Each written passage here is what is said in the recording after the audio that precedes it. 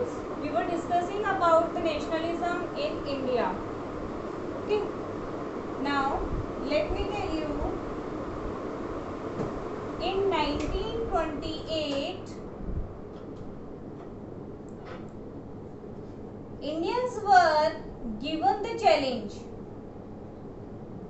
that among you, if anyone who can prepare the constitution,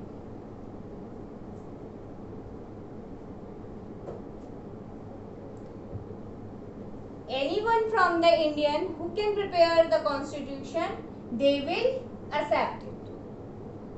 Okay, but they kept a condition. And what was that condition? That none from the Indians only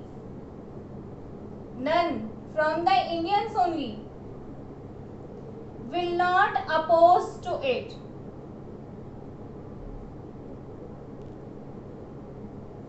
clear?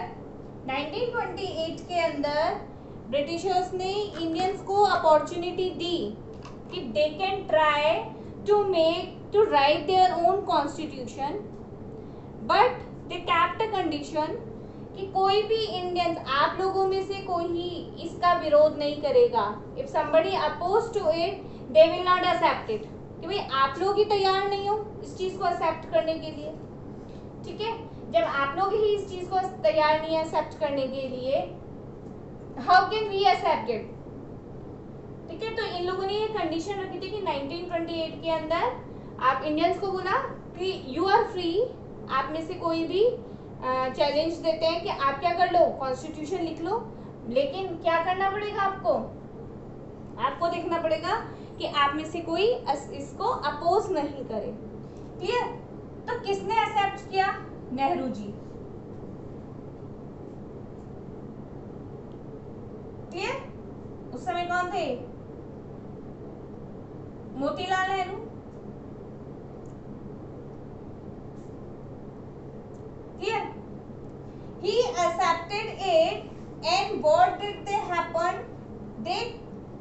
He took the challenge and wrote the constitution.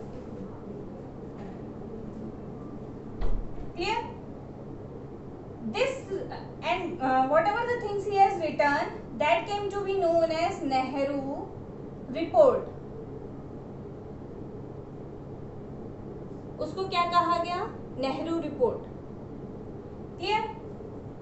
It means who accepted that challenge? Nehru ji, Motilal Nehru. He accepted the challenge, and whatever the points he has written, जिस तरह से rules उन्होंने लिखे, उसके अंदर उन्होंने उसको क्या कहा गया? Nehru report. Clear? Now, what was the condition? Nobody was opposed. ठीक है, तो यहाँ पे इस रिपोर्ट के अंदर there was no any report for the Muslims. Muslims के लिए यहाँ पर कुछ भी अलग से कोई सा भी प्रोविजन नहीं था. There was no provision for the Muslims. अब मुस्लिम्स के लिए जब अलग से कुछ रखा ही नहीं, तो मोहम्मद अली जिन्ना,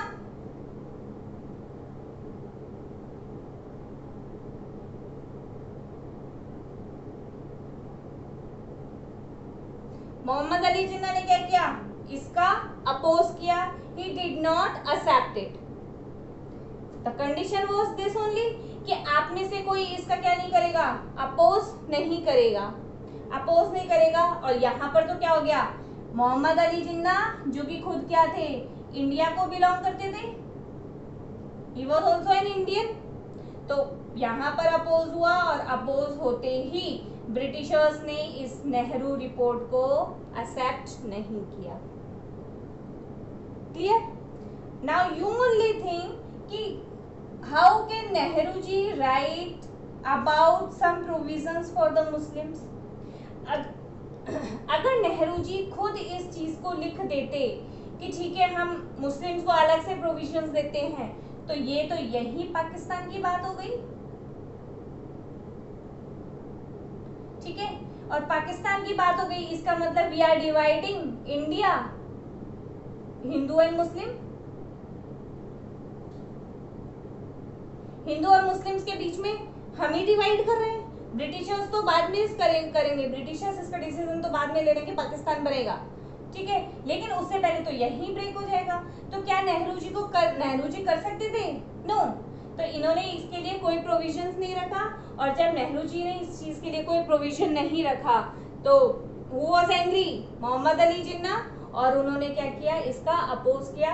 that's why Nehru report was not accepted. Clear? Again let me tell you, in 1928 Indians को क्या किया गया? इंडियंस को चैलेंज किया गया so that they can write their own constitution, ठीक है, लेकिन they kept a condition was none from the Indians will oppose it, कि आप में से ही कोई इसका अपोज नहीं करेगा, मीन्स कम से कम आप लोग तो इसको एक्सेप्ट करो, ठीक है। तो who took the challenge? Motilal Nehru, और जो भी उन्होंने पॉइंट्स लिखे उस पूरे पेज को क्या कहा गया? Nehru report. Okay, now whatever the provisions were there, but there was no separate provisions for the Muslim के लिए कोई सेपरेट प्रोविजन नहीं था। तो who oppose? Mohammad Ali Jinnah, he was that time he was also an Indian, ठीक है, इंडियन थे, और इंडियन ने क्या किया? इसका अपोज किया। तो that's why Nehru report was not accepted, ठीक है। तो ये है 1928 की बात।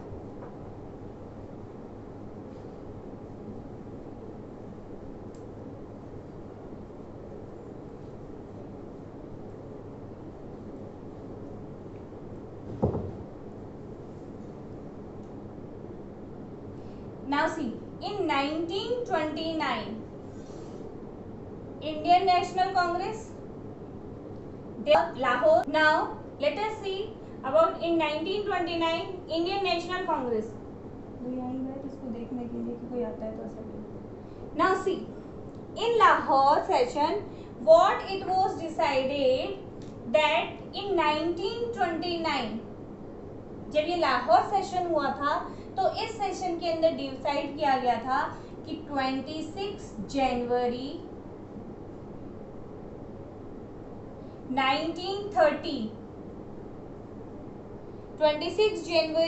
1930 को they will celebrate this day as independence day.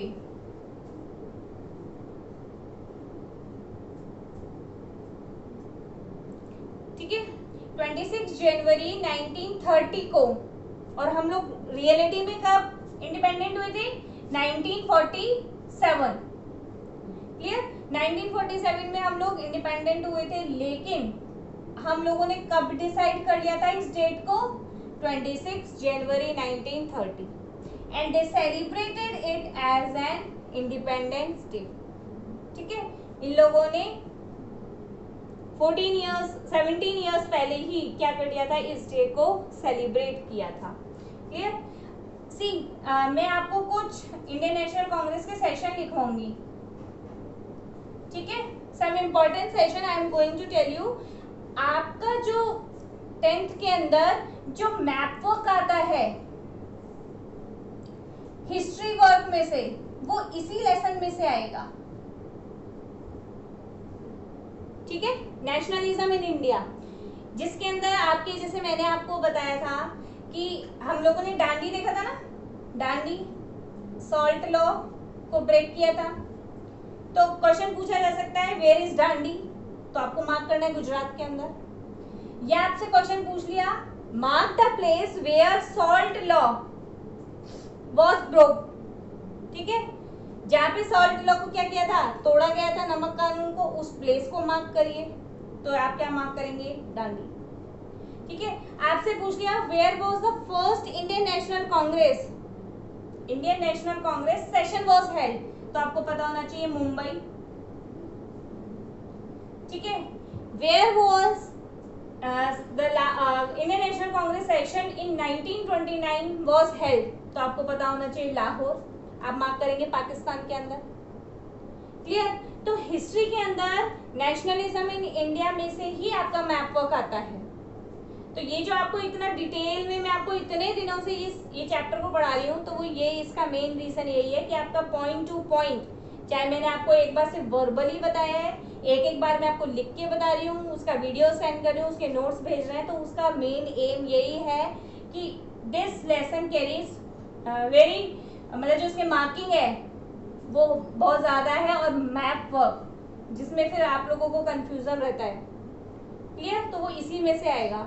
तो आपके कुछ सेशन में और अलग से भी लिखवाऊंगी, और ये आपको देखना है कि जैसे 1929 में लाहौर सेशन इंपॉर्टेंट है, फर्स्ट वाला जो था वो मुंबई में हुआ था, ठीक है, सेकंड कोलकाता में हुआ था, थर्ड मद्रास में हुआ था, फोर्थ लखनऊ में हुआ था, ठीक है। तो अब आप देखो, मुंबई इंडिया में यहाँ है, कोलकाता यहाँ है, मद्रास यहाँ है, लखनऊ यहाँ है, clear.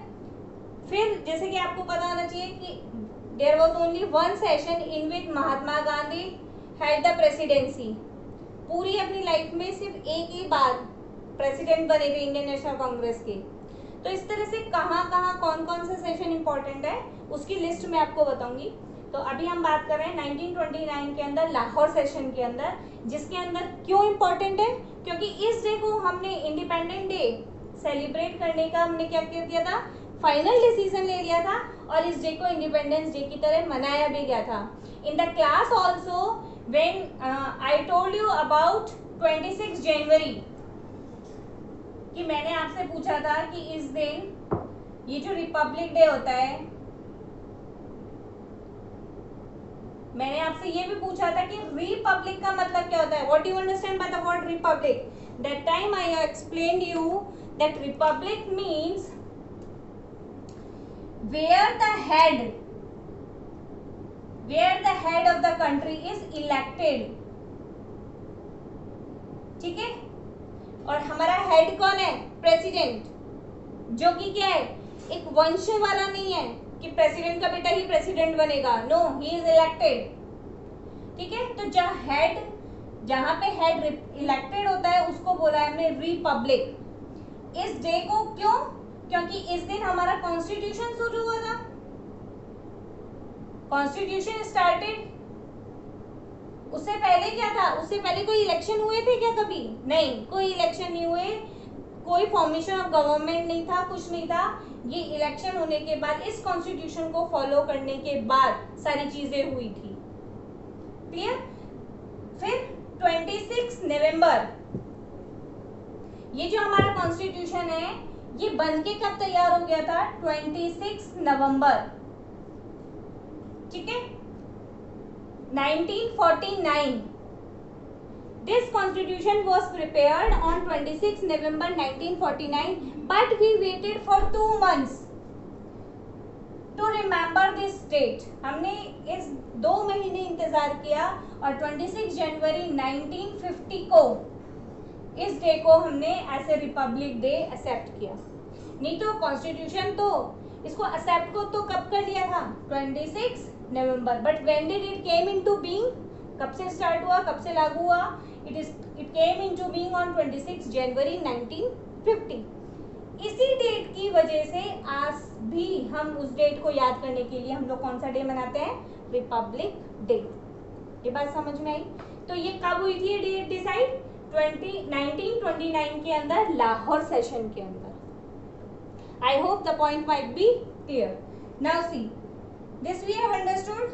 Now I told you about, we have discussed about civil disobedience movement. हम लोगों ने ये ऑलरेडी पढ़ चुके हैं कि Gandhi ji broke the SALT law, and from that 6th April 1930 what started, civil disobedience movement started. Now what happened, आपको मैंने ये भी बताया था कि in the newspaper Young India, Gandhi ji का कौन सा न्यूज़पेपर था, Young India, he has written 11 points. Yes, that time who was the viceroy, Irwin was the viceroy, but he did not take care of that, and up to 41 days he has not given any response to Gandhi ji. That after 41 days he marched from Sabarmati ashram to Dandi and broke the SALT law. Okay, then this was the condition of 1930। मैं कब की बात कर रही हूँ? 1930। ठीक है। Now let me tell you about round table conference. ये 3 कॉन्फ्रेंस हुई थी, कहां पर? लंदन।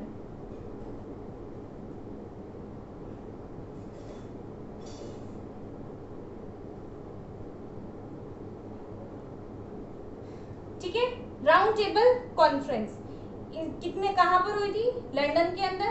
3। कब कब? 1930, 1931, 1932। ये 3 हुई थी। Clear? Gandhi ji was busy in civil disobedience movement.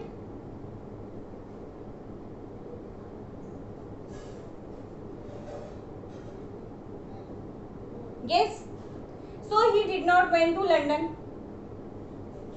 Okay, he did not went to London for that. In 1931, Irving accepted Gandhiji's demand.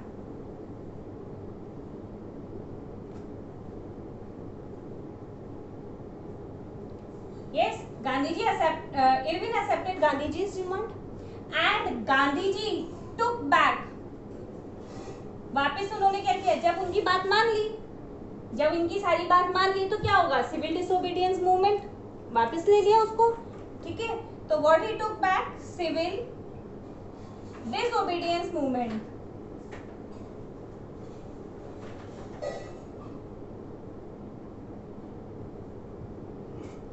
Clear? 1930 के अंदर हुआ था। 31 में इसको बोला, क्या वो किया इरविन ने? इसको हम बोलते हैं गांधी इरविन पैक्ट। इन दोनों के बीच में समझौता हो गया, पैक्ट। ठीक है, they both agreed. Irwin accepted Gandhiji's all 11 demands. Okay, but remember one thing, ये जो पैक्ट है इसके ऊपर गांधी जी से सब लोग बहुत नाराज थे। क्यों? क्योंकि उन्होंने जो 11 डिमांड्स रखी थी उसके अंदर एक तो इंडिया के इंडिपेंडेंस की कोई बात नहीं थी। ठीक है, उसके बाद भगत सिंह, राजगुरु और सुखदेव, आपको पता है इन तीनों को क्या हुई थी? फांसी की सजा हुई थी। ठीक है, ऑन 23 मार्च इनको फांसी की सजा हुई थी। तो इन तीनों की भी फांसी गांधी जी ने नहीं रुकवाई। मींस यहाँ पर गांधी जी ने इन तीनों के फांसी के बारे में कोई बात नहीं करती थी। अब आप सोचो, क्या पूरा देश उनसे नाराज नहीं होगा? हुआ। ठीक है, लेकिन जो बाकी की उन्होंने 11 डिमांड्स रखी थी उसको बोला गया गांधी इरविन पैक्ट। कौन सी 2 बातें मेन नहीं थी? एक तो इंडिपेंडेंस की कोई बात नहीं थी। ठीक है, दूसरी बात, इन तीनों को जो फांसी की सजा हुई थी इन तीनों के बारे में भी कोई बात नहीं थी। भगत सिंह, राजगुरु और सुखदेव। क्लियर? फिर जब 11 इनकी जो डिमांड्स थी उसको एक्सेप्ट कर लिया तो गांधी जी ने सिविल डिसोबीडियंस मूवमेंट वापस ले लिया। ठीक है, और 1931 के अंदर गांधी जी कहाँ गए? Round table conference. ठीक है, कहाँ गए गांधी जी? क्लियर? इसके अंदर B.R. Ambedkar,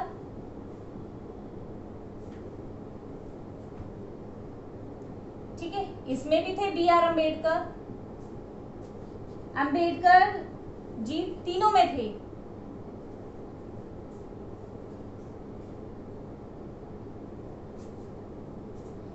now see, Gandhi ji किसकी तरफ से गए थे? इंडियन नेशनल कांग्रेस की तरफ से गए थे। क्लियर? इंडियन नेशनल कांग्रेस की तरफ से गए थे, लेकिन वहां पर क्या हुआ? जो B.R. अम्बेडकर थे इन्होंने schedule caste, schedule tribes, OBC यानी कि बैकवर्ड क्लासेस के लिए अलग से स्पेस मांगा। आप बताओ, पाकिस्तान की तो बात पहले ही हो रही है, हिंदू मुस्लिम तो वैसे ही अलग हो रहे हैं। अब ब्रिटिशर्स की क्या चाल है, अंबेडकर जी को सपोर्ट कर रहे हैं, ठीक है, और वो ये चाहते हैं कि इंडिया तीसरे में और डिवाइड हो जाए, और वो क्या किसके में था, जिसमें बैकवर्ड क्लासेस का। गांधी जी को यहाँ पे अच्छी नहीं लगी बात, और ये कहाँ वापस से इंडिया आ गए, ठीक है। यहाँ पर आपको मैं बता दूं, ये जिस शिप के अंदर गए थे उस शिप का नाम था राजपूताना, क्लियर, राजपूताना ही। यहाँ पर इनको बिल्कुल अच्छा लगा, क्यों, क्योंकि उनका देश डिवाइड हो रहा है, हाउ कैन ही एक्सेप्ट। तो ये गांधी जी ही केम बैक टू इंडिया और इंडिया आने के बाद इन्होंने वापस से सिविल डिसोबीडियंस मूवमेंट स्टार्ट किया। लेकिन ये जो सिविल डिसोबीडियंस मूवमेंट था, it was not very famous. क्यों नहीं था फेमस, क्योंकि बहुत ज्यादा लोगों ने इसमें पार्टिसिपेट नहीं लिया था, ठीक है। तो गांधी जी कहाँ आ गए, इंडिया आ गए, और इन्होंने क्या किया, सिविल डिसोबीडियंस मूवमेंट को स्टार्ट किया, सिविल डिसोबीडियंस मूवमेंट। लेकिन many people did not join it, so it did not became too famous, वापस इतना फेमस नहीं हुआ था। 32 के अंदर थर्ड राउंड टेबल कॉन्फ्रेंस हुई थी, जिसके अंदर कौन थे, बी.आर. अम्बेडकर थे। इसके बाद 1940 के अंदर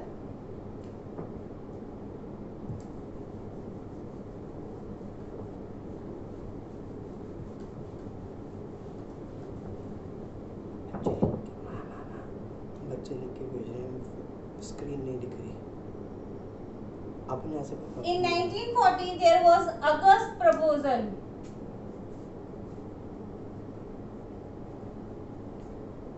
ठीक है। इस अगस्त there was वाइसरॉय लिनलिथगो, इसने क्या बोला, there was viceroy Linlithgow, he gave the proposal कि वर्ल्ड वॉर सेकेंड में, ठीक है, वाइसरॉय थे इसमें लिनलिथगो, इन्होंने ये बोला कि अगर आप हमारी वर्ल्ड वॉर सेकेंड में हेल्प करेंगे तो हम क्या देंगे आपको, constitution assembly,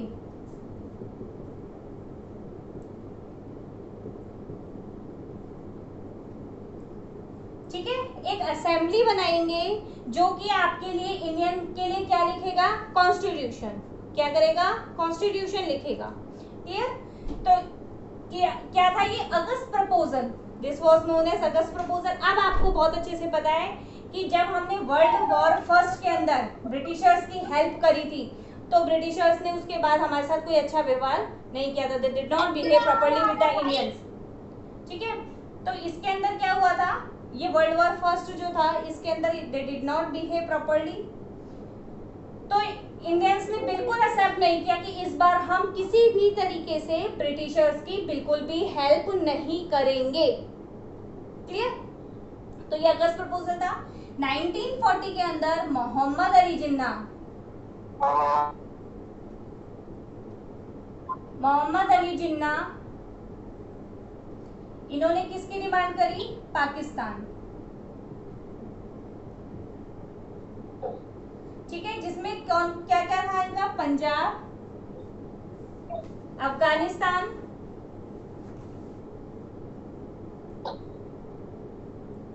yes,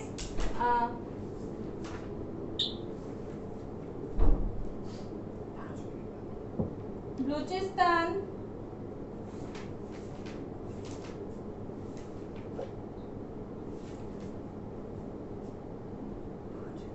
Sindh plus Kashmir. इनका माइक बंद कर, yes, Sindh and then Kashmir. ये मोहम्मद अली जिन्ना की डिमांड थी कि हमें क्या चाहिए, पाकिस्तान, इन वर्ड से ही मिलके बनाए, पंजाब, ठीक है, अफगानिस्तान, कश्मीर, सिंध, ये सबसे इनके बलूचिस्तान, इन सब से मिलकर के क्या बना है, पाकिस्तान, क्लियर। फिर 1942 के अंदर क्रिप्स मिशन,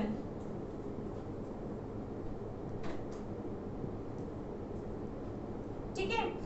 क्रिप्स मिशन आया, इसका भी एक ही एम था, कॉन्स्टिट्यूशन पर्पस को देखना।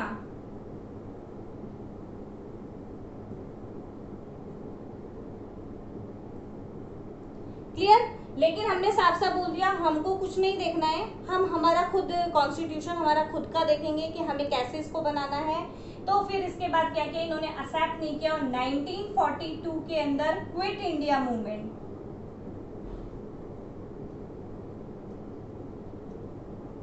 और इस मूवमेंट में पहली बार गांधी जी ने क्या बोला, डू और डाई, करो या मरो। ठीक है, लेकिन अब हमको क्या करना है, हमको आजाद होना है, क्विट इंडिया मूवमेंट। क्लियर। और फिर आपको पता ही है 1946 में माउंटबेटन योजना,